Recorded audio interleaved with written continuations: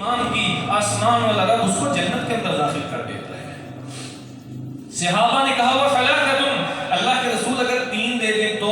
آپ نے فرمایا پھر بھی جنت میں۔ کہا وَاثْنَانِ، اگر 2 دے دیں تو؟ آپ نے فرمایا پھر بھی جنت میں چلا جائے گا۔ صحابہ کہتے ہیں ہم نے پھر ایک کے بارے میں پوچھا ہی نہیں کہ اللہ کے رسول نے پھر یہی کہنا تھا کہ ایک بھی گواہی دے دے تو وہ جنت میں چلا جائے گا۔ رسول اللہ صلی اللہ علیہ وآلہ وسلم کے سامنے سے جنازہ گزرا، لوگوں نے کہا بڑا اچھا آدمی تھا، اس کی یہ بھی نیکی، اس کی وہ بھی نیکی، یہ بھی بھلائی وہ بھی بھلائی۔ اللہ کے رسول نے فرمایا وجبت، واجب ہو گئی۔ ایک اور جنازہ گزرا، لوگوں نے کہا یہ بڑا بدترین انسان تھا، ایسا تھا ویسا تھا۔ اللہ کے رسول نے فرمایا وجبت، واجب ہو گئی۔ صحابہ نے پوچھا اللہ کے رسول وما وجبت، آپ نے 2 دفعہ 2 قسم کے جملوں پہ بات ایک کہی ہے، کیا واجب ہو گئی؟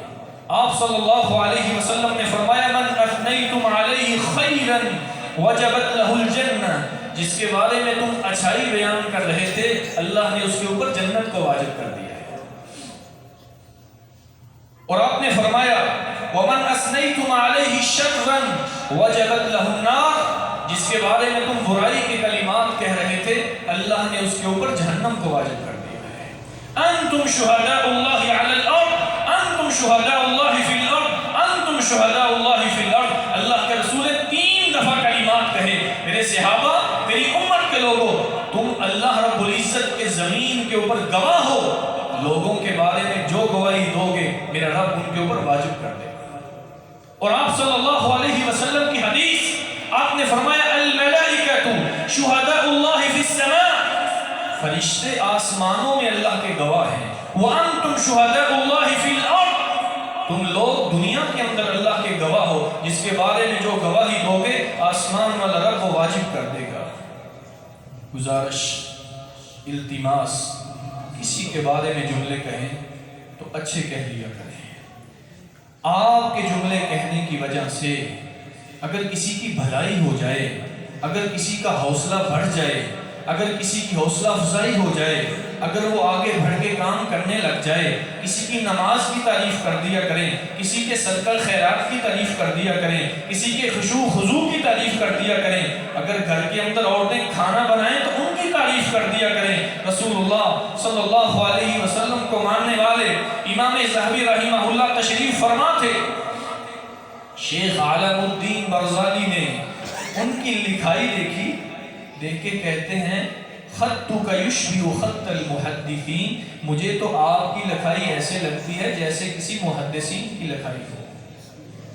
کہتے ہیں فَأَثَّرَ قَوْلَهُ فِيَّ، ان کے اس ایک جملے میں میرے دل کے اوپر ایسا اثر کیا، پھر اللہ تعالیٰ نے ان کو محدث بنا دیا۔ ایک جملہ بولا ہے، امام بخاری صاحب بھی نحویہ کی کلاس میں موجود ہیں، بات اتنی کی ہے لو جمعتم کتابا مختصرا لصحیح سنت رسول اللہ صلی اللہ علیہ وسلم، اگر تم میں سے کوئی آدمی ایسا اٹھے جو اللہ کے رسول کی صحیح احادیث کو ایک جگہ پہ کوڈ کر دے، امام بخاری کہتے ہیں فواقع ذلک فی قلبی، یہ ان کا ایک جملہ میرے دل پہ اثر کر گیا، میں نے صحیح بخاری کو لکھنا شروع کر دیا، 16 سال کے اندر صحیح بخاری کی تکمیل کر دی۔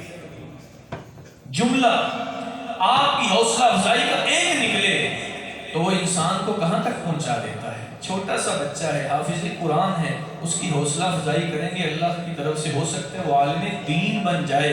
کسی بزرگ کی تعریف کریں کہ آپ روزانہ ماشاءاللہ مسجد میں آتے جاتے ہیں، بوڑھا ہونے کے باوجود آپ اللہ کے اتنے قریب ہیں، اس کے اندر اور تشجیع پیدا ہوگی، وہ اور مسجد کے زیادہ قریب ہو جائے گا۔ رسول اللہ صلی اللہ علیہ وآلہ وسلم نے عبداللہ ابن عمر ان کی تعریف کی اور ایک بات کی تنبیہ بھی کر دی، کہا نعم الرجل عبداللہ، عبداللہ کتنا اچھا آدمی ہے، عبداللہ کتنا پیارا آدمی ہے۔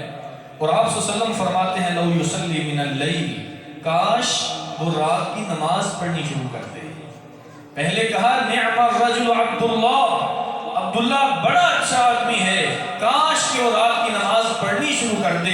کسی نے جا کے عبداللہ ابن عمر کو بتایا، فقال سالم، سیدنا سالم رحمہ اللہ جو عبداللہ ابن عمر کے بیٹے ہیں، وہ کہا کرتے تھے وَكَانَ بَعْدُ لَا يَنَامُ إِلَّا قَلِيلًا۔ اس کے بعد جب عبداللہ ابن عمر نے اللہ کے رسول کے یہ کلمات تعریفی سنے اور ساتھ یہ جملہ بھی سنا کاش کہ وہ رات کی نماز شروع کر دے، تو عبداللہ اس کے بعد رات کو کم ہی سویا کرتے تھے۔ ساری رات کھڑے ہو کر کے اللہ کی پوجا، اللہ کی عبادت، قیام اللیل، اور اللہ کے سامنے کھڑے آہوزاری، سسکیاں اور آہیں بھر کے اللہ کے سامنے اپنے گناہوں کی معافی مانگ رہے ہیں۔ رسول اللہ صلی اللہ علیہ وآلہ وسلم نے سیدنا اشج بن عبد القیس کو جب وہ آئے، سارے قافلے والے بھاگ کے اللہ کے رسول کے پاس گئے، ہم جلدی سے اللہ کے رسول کے ساتھ مل کے شرف صحابیت کو حاصل کر لیں۔ الصحابی من لقی النبی مؤمنا به ومات علی الاسلام۔ صحابی کی تعریف یہ ہے کہ جس نے حالت ایمان میں اللہ کے رسول سے ملاقات کی ہو یا آپ کو اپنی آنکھوں سے دیکھا ہو اور اسی حالت میں اس دنیا سے رخصت ہوا ہو، اس کو صحابی کہا جاتا ہے۔ وہ لوگ مسلمان ہو چکے تھے لیکن اللہ کے رسول کو بھی نہیں دیکھا تھا، بھاگ کے اللہ کے رسول کے پاس گئے تاکہ جلدی سے آپ کو دیکھ لیں اور شرف صحابیت پالیں اور اللہ رب العزت کی طرف سے ہمارے گناہوں پہ قلم پھیر دیا جائے۔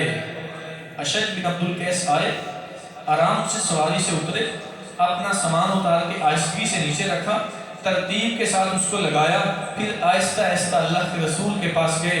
آگے سے اعلان ہو گیا ان فیک خصلتین یحبہم اللہ، اے اشج آپ کے اندر دو اتنی پیاری خصلتیں ہیں جن کو اللہ رب العزت بھی بڑا محبوب سمجھتا ہے۔ اللہ کے رسول کون سی؟ آپ نے فرمایا الحلم والحیاء، الحلم والانات۔ دو قسم کی روایتیں آتی ہیں، بردباری، حیا اور سنجیدگی۔ یہ ایسی خصلتیں ہیں آپ کے اندر جن کو اللہ تعالیٰ بھی پسند فرماتا ہے۔ میرے نبی نے زندگی کے اندر اس صحابی کے منہ کے اوپر اس کی یہ تعریف کی ہے، اس کو تشجیع ملے، اس کی حوصلہ افزائی ہو، ان کاموں کے اندر وہ مزید آگے بڑھنے والا بن جائے۔ رسول اللہ صلی اللہ علیہ وآلہ وسلم جب پہلی وحی کے بعد ڈر کے جب گھر آئے، بسا اوقات خامند کو بیوی کی تعریف کر دینی چاہیے، بیوی کو خامند کی تعریف کر دینی چاہیے۔ اللہ کے رسول ڈر کے گھر میں آئے، سیدہ خدیجہ کہاں سے لائیں ایسی بیویاں؟ کہنے لگی واللہ کاللہ واللہ لا یضیعک اللہ ابدا، اللہ کے رسول میں اللہ کی قسم اٹھا کے کہتی ہوں آسمان والا رب آپ کو کبھی بھی ضائع نہیں کرے گا۔ انک لتصل الرحم وتحمل الکل وتکسب المعدوم وتعین علی نوائب الحق۔ آپ کے اندر یہ ایسی ٹاپ پریورٹی پہ یہ خصلتیں پائی جاتی ہیں، اللہ آپ کو کبھی ضائع نہیں کرے گا۔ آپ صلہ رحمی کرتے ہیں، رشتہ داری کو جوڑتے ہیں اور غریبوں کی مدد کرتے ہیں، بیواؤں کے سر کے اوپر شفقت کا ہاتھ رکھ کے ان کے گھروں کے اندر راشن پہنچاتے ہیں۔ اللہ کے رسول آپ حق کا ساتھ دینے والے ہیں۔ کاللہ واللہ لا یضیعک اللہ ابدا، مجھے اپنے رب پہ یہ یقین ہے آسمان والا رب کبھی بھی آپ کو ضائع نہیں کرے گا۔ بیوی نے حوصلہ دیا، حوصلہ باندھا، ڈھارس بندھائی، پھر لے کے ورقہ بن نوفل کے پاس گئی۔ لمبا قصہ ہے، اللہ تعالیٰ نے اللہ کے رسول کو نبوت سے سرفراز فرمایا اور اللہ کے رسول بعد میں بھی سیدہ خدیجہ کی تعریفات کرتے تھکتے نہیں تھے۔ امہات المومنین میں جس طرح عام عورتوں میں یہ مسئلہ ہوتا ہے، ایک سوتن دوسری کی تعریف برداشت نہیں کرتی، ادھر بھی تھوڑا تھوڑا مسئلہ تھا۔ اللہ کے رسول نے جب خدیجہ کی تعریف کی، امہات المومنین کہنے لگیں اللہ کے رسول وہ بوڑھی سی عورت تھی، آپ اسی کی تعریفیں کرتے رہتے ہیں۔ آپ نے کہا تمہیں کیا پتا ہے، جب ساری کائنات نے میری تکذیب کی تھی، میری تصدیق کی تھی تو خدیجہ نے کی تھی۔ جب ساری کائنات حوصلہ توڑنے والی تھی، میری حوصلہ افزائی کرنے والی تھی تو وہ خدیجہ تھی۔ میں اس خدیجہ کو کیسے یاد نہیں کروں؟ رمضان کا مہینہ آنے والا ہے، شعبان کی آج شاید یکم ہے، رمضان کا ایک مہینہ رہ گیا رمضان کے آنے میں۔ مائیں، بہنیں، بیٹیاں جو سحری بھی بنائیں گی، افطاری بھی بنائیں گی، گرمی کی شدت کے باوجود طرح طرح کے کھانوں کا انتظام کریں گی، کپڑے بھی دھونا، گھر کی صفائی کرنا، بچوں کو سنبھالنا، کپڑے پریس کر کے آپ کو دینا، آپ کی ساری ضروریات کا خیال کرنا، آگے سے چولہے کی گرمی، اوپر سے سورج کی شدت، اور جب رات کو دسترخوان کے اوپر سحری یا افطاری کا انتظام ہو، پھر خامن کی بھی گرمی اگر آ جائے تو پھر یہ کام تو نہیں چلے گا۔ ان کی تعریف کر دیا کرے۔ رسول اللہ صلی اللہ علیہ وسلم نے فرمایا تھا، من فطر صائما فی رمضان کان لہ مثل اجری۔ سحری لے کے آئیں، افطاری لے کے آئیں، کہہ دیا کریں اللہ کے رسول کی حدیث، آپ نے فرمایا ہے جو کسی کی سحری افطاری کا بندوبست کرتا ہے، جتنا اجر روزے دار کو ملتا ہے اتنا اجر روزے دار کی افطاری کروانے والے کو بھی ملتا ہے، آپ کے لیے بھی اتنا اجر ہے۔ اس کا دل پھر کرے گا کہ میں اپنے خامن کی اور خدمت کروں، اپنے بھائی کی اور خدمت کروں، اپنے باپ کی اور خدمت کروں، ان کی خدمت کے اندر میں کمی نہ آنے دوں۔